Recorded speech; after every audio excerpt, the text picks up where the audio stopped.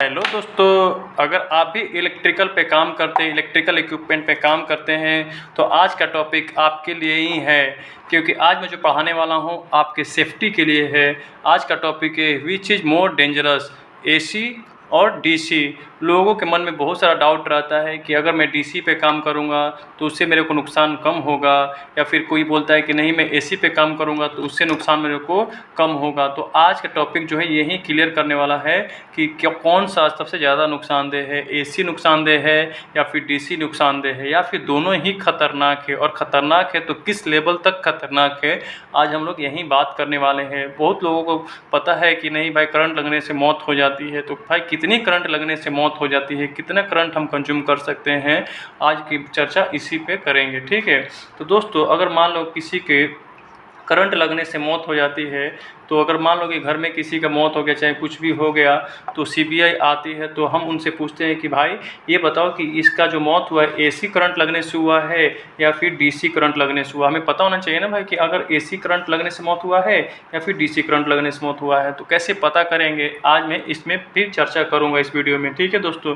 तो दोस्तों अगर किसी का मौत मान लो एसी करंट लगने से हुआ है, तो उसके जो बॉडी रहता है ना दोस्तों, उसका जो बॉडी रहेगा उस पर बहुत जगह पे मतलब कि जलने का निशान रहेगा या फिर घाव होने का निशान रहेगा। लेकिन जब अगर डीसी करंट से उसको मौत हुआ है, तो जो उसका बॉडी रहेगा, तो जो पार्ट पे करंट लगा है, जिस पार्ट पे करंट लगा है उसी पर ही सिर्फ घाव का निशान रहेगा और बाकी जगह पे नहीं रहेगा। तो ये अंतर है एक पहचान का कि भाई इसका करंट एसी से मौत हुआ है या फिर डीसी से मौत हुआ है। डीसी में क्या होगा, एक सिंपल करंट का रहेगा, लेकिन एसी का रहेगा हर जगह, बहुत जगहों पे घाव का, चोट का निशान रहेगा। ठीक है दोस्तों, इतना तो आपको इस वीडियो को देखने के बाद समझ में आ गया होगा, लेकिन अभी भी डाउट नहीं क्लियर हुआ होगा कि भाई एसी ज़्यादा खतरनाक है या फिर डीसी ज़्यादा खतरनाक है। तो चलिए वीडियो को शुरू से देखते रहिए, आपको पूरा अच्छे से समझ में आ जाएगा। तो दोस्तों पहले हम समझ लेते हैं कि एसी क्या होता है और डीसी क्या होता है। ठीक है दोस्तों, उसके बाद आपको पूरा क्लियर हो जाएगा। ठीक है, तो दोस्तों जो एसी करंट होता है ना, वो कुछ ऐसे गमन करता है, जो हमारे वायर होते हैं ना, वायर के अंदर जो एसी करंट होता है ऐसे गमन करता है वेव्स के रूप में। लेकिन जो डीसी करंट होता है दोस्तों, वो क्या होता है, सीधी डायरेक्ट, इसीलिए इसका नाम है डायरेक्ट।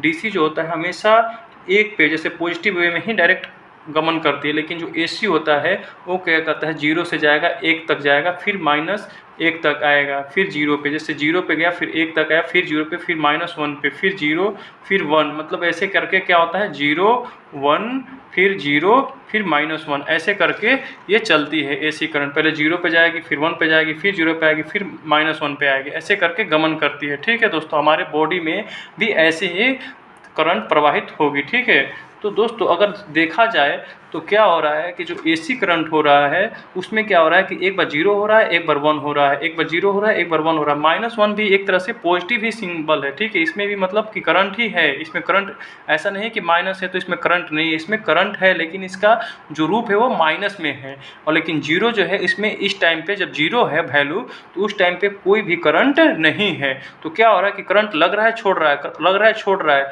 लेकिन ये इतनी बार, मतलब एक सेकेंड में इतनी बार हो रहा है कि हमें अनुभव नहीं हो रहा है। तो कितनी बार हो रहा है भाई, तो जो भारत है, तो भारत में होता है 50 हर्ट्ज।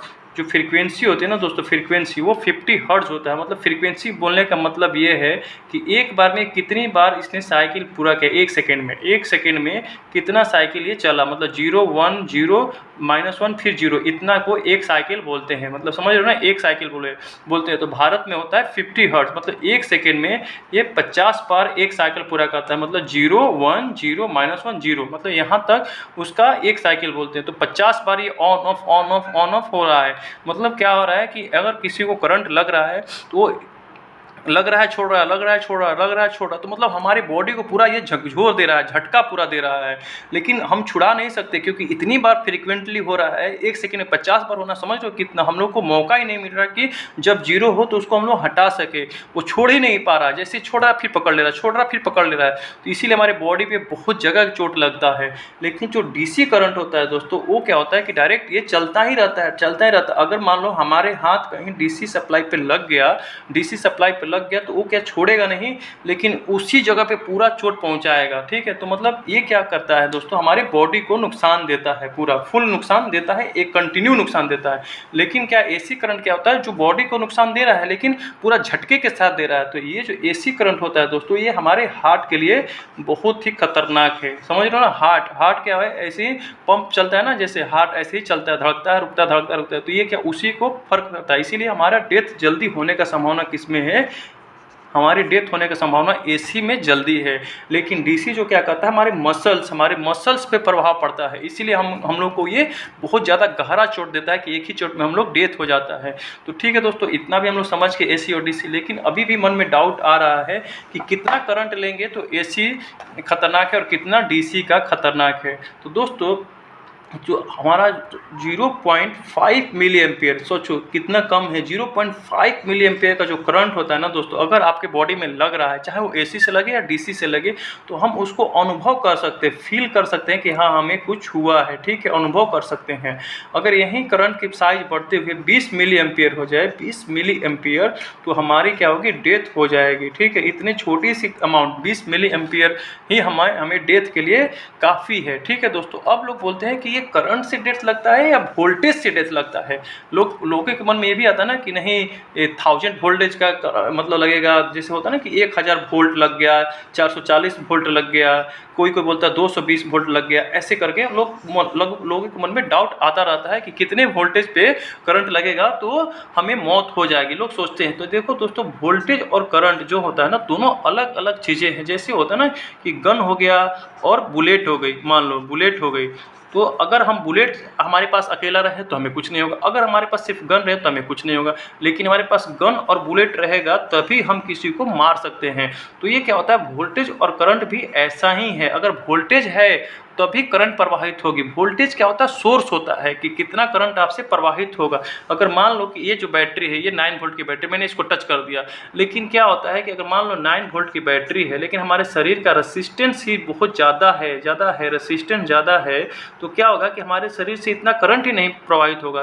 क्योंकि अगर आप जानते हैं कि V बराबर होता है IR, तो I प्रवाहित होने के लिए क्या चाहिए, V बटा में R। लेकिन क्या है कि 9 वोल्ट ही है जो मैंने दिखाया, 9 वोल्ट, इसको मैं टच कर रहा हूँ, करंट नहीं लग रहा, 9 वोल्ट। लेकिन रेसिस्टेंस इतना ज़्यादा है हमारे शरीर का कि करंट का वैल्यू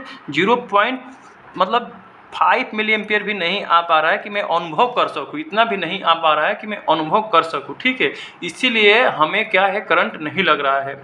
इसका रेसिस्टेंस आप बुक में देख लेना कितना हो रहा है। मैं तो अभी बताने के लिए, बहुत बंदों को डाउट हो जाए कि अनंत क्यों लिख रहे हैं, लेकिन शरीर का जो रेसिस्टेंस होता है अलग अलग पार्ट का अलग अलग होता है। जैसे उंगली का अलग होता है, हार्ट का अलग होता है, लंग्स का अलग होता है, अलग अलग पार्ट के लिए अलग अलग रेसिस्टेंस होता है। ठीक है दोस्तों, तो ये मैं आपको बता रहा हूँ। जैसे आप इसी चीज़ को जीभ पे लगाएंगे तो वहाँ पे क्या होगा, तो जीभ का रेसिस्टेंस ना होकर जीभ का जो पार्ट है ना, वहाँ पे मतलब थोड़ा सा वो वहाँ पे लिक्विड टाइप का है। तो लिक्विड टाइप का है तो इसलिए हमें टच करने पे अनुभव होता है, क्योंकि जीभ और जीभ के जो बीच के पार्ट है ना, उसमें करंट प्रवाहित होने लगता है, पूरे शरीर में ना होकर जीभ में ही प्रवाहित हो रहा है, इसीलिए हमें करंट का अनुभव होता है अगर मैं इसी को जीभ पे लगाऊंगा तब। ठीक है दोस्तों, अगर मैं गीला हाथ से लगाऊंगा तो भी मेरे को फर्क पड़ेगा, अनुभव होगा, क्योंकि यहाँ से लेके यहाँ तक प्रवाहित होने लगेगा, ना कि पूरे बॉडी में होगा। तो इसीलिए दोस्तों कि इतना वोल्टेज चाहिए कि इस रेसिस्टेंस को पार करके वो करंट प्रवाहित हो सके। तो 220 वोल्ट भी काफ़ी है, 440 वोल्ट भी काफ़ी, 110 वोल्ट भी काफ़ी है। ठीक है दोस्तों, तो कितने से आपको मौत हो जाएगी, तो 20 मिली एम्पियर से। ठीक है, तो इसीलिए मैं बोलता हूं दोस्तों कि एसी और डीसी दोनों ही खतरनाक है। जब भी हम इलेक्ट्रिकल पे काम करते हैं तो हमें बहुत सावधानी से काम करनी है।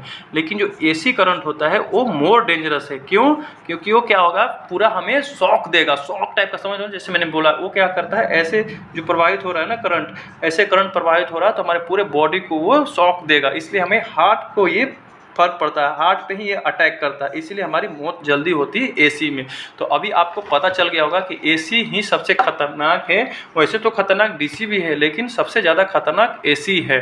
ठीक है दोस्तों, क्यों खतरनाक है मैंने सब कुछ आपको एक्सप्लेन कर दिया है। अगर आपको वीडियो अच्छा लगा तो लाइक और सब्सक्राइब कर दीजिएगा। Thank you.